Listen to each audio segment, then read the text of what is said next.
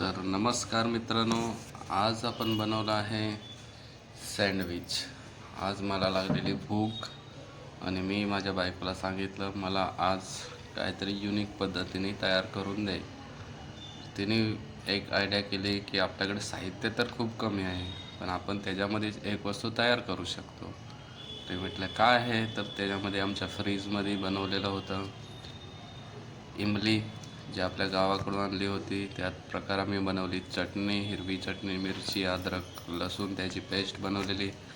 तसंच आपल्याकडं होता मसाला। तो मसाला सर्व मिक्स करून त्याचं मिश्रण करून आणि काकडी आणि कांदा ह्याची कटिंग करून आपण ब्रेडला लावलेला आहे।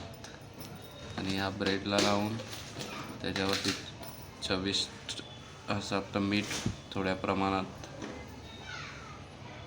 टाकलेलं आहे। पहिल्यांदा आपण काकडी कटिंग करून घेतली आहे, त्याच शेपमध्ये कांदा पण कटिंग करून घेतलेला आहे। जास्त टाईम नाही लागलेला, कारण का मला भूक भरपूर लागली होती। बायकोने लगेच झटकेपट आयडिया तयार केली आणि त्या आयडियामध्ये हे वस्तू तयार आम्ही करायचा विचार केला। हे लागवतात आपली इमलीचा आम्ही बारीक करून मिक्सरला लावून मिश्रण तयार केलं होतं आणि मग ह्या पद्धतीने पॅकिंग केलेलं आहे। इमलीच्या खालच्या साईडमध्ये ब्रेडच्या त्याच्यावरती आपण काकडी आणि कांदा टाकलेला आहे, कारण का टमाटर या वस्तू मार्केटमध्ये जाण्या अगोदर मला भूक लागली होती आणि त्याच्या अगोदरच तिने ह्या गोष्टी सर्व तयार केल्या।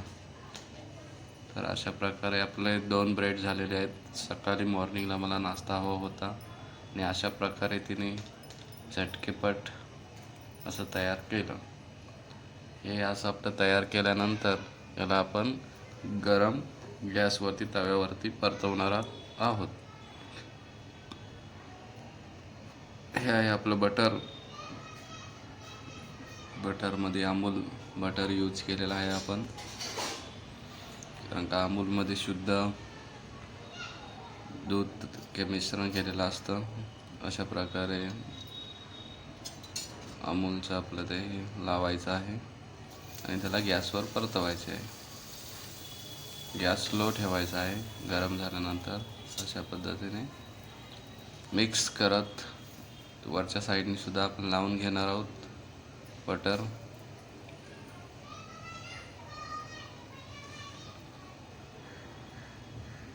तुम्हाला पण जर ट्राय करायचं असेल तर अशा पद्धतीने ट्राय करू शकता। जास्त वेळ लागत नाही, जास्त खर्च सुद्धा नाही लागला ना आणि आपलं 2 ब्रेडमध्ये पोट भरून जातं।